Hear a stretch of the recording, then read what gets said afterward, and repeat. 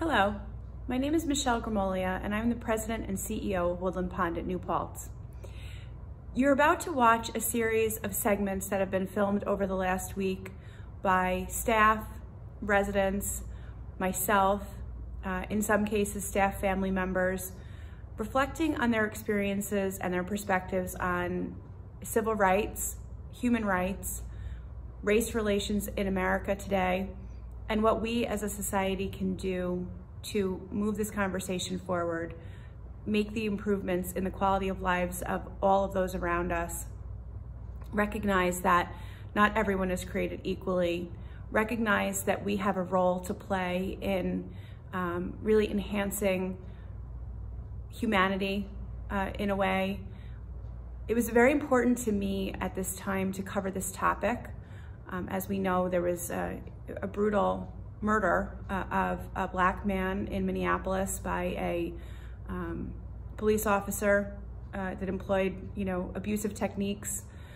George Floyd passed away approximately 2 weeks ago, and the conversation has become very loud here in America about, just the remaining and lingering inequality among the races.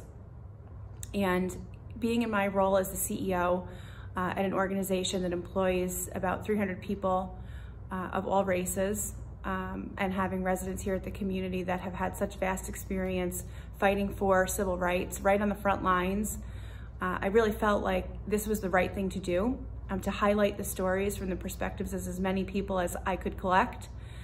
You will hear stories of folks having been on the front line in civil rights protests, people having been at the marches in Washington, all different kinds of stories about observing discrimination, racial discrimination, discrimination based on, gender identity, sexual identity, behavior choices. It really covers the gamut. But the purpose of all of this is to recognize that we are not equal. It's to recognize that myself as a young white woman, I have inherent powers and opportunities that, a Black counterpart of mine would not have just by virtue of the color of our skin.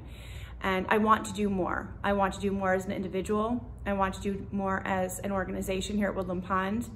I want to learn from those that have done this and been in my shoes in the past. What do you recommend now? What can I be doing now? What can we do as a community at Woodland Pond? My mind is spinning in 1,000 ways. I've completed at this point about half of the interviews, and it's really been very eye-opening. It's been remarkable.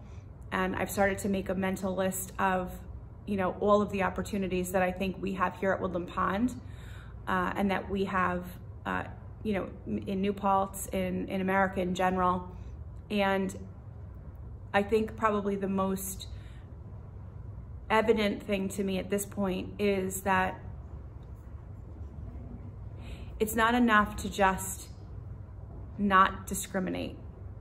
It's not enough to just not be overtly racist in our actions. We need to do more. We need to actively engage. We need to actively try to boost up all people, but especially at this time, people of color, however that is defined. In trying to understand the perspectives of our staff here at Woodland Pond that are people of color.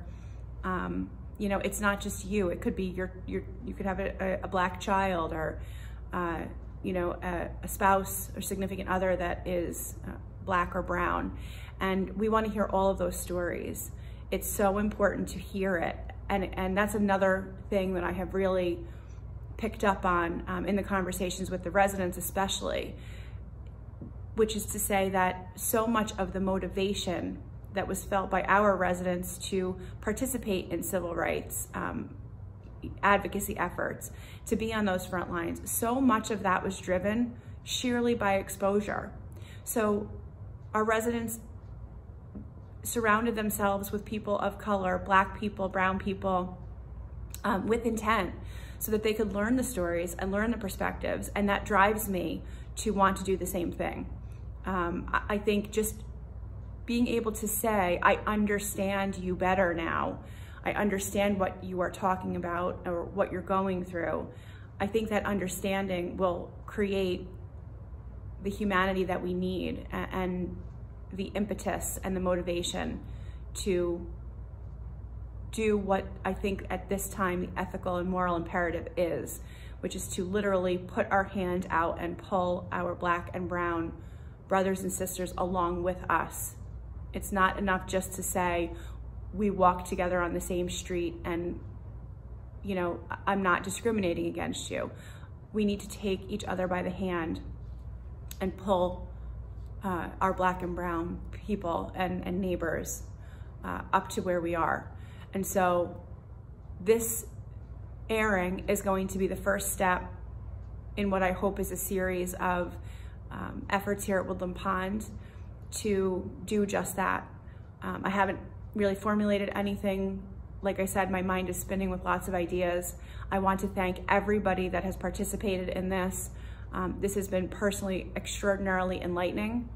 I have done a significant amount of reflecting on myself, both professionally and personally, and I'm excited about what the future holds, but I am just so appreciative for all of you that have participated in the conversation, because I truly think that that's the first step to making the changes that I think we all feel it's time to do. So I hope you enjoy the segments, and we'll continue this conversation. Thank you.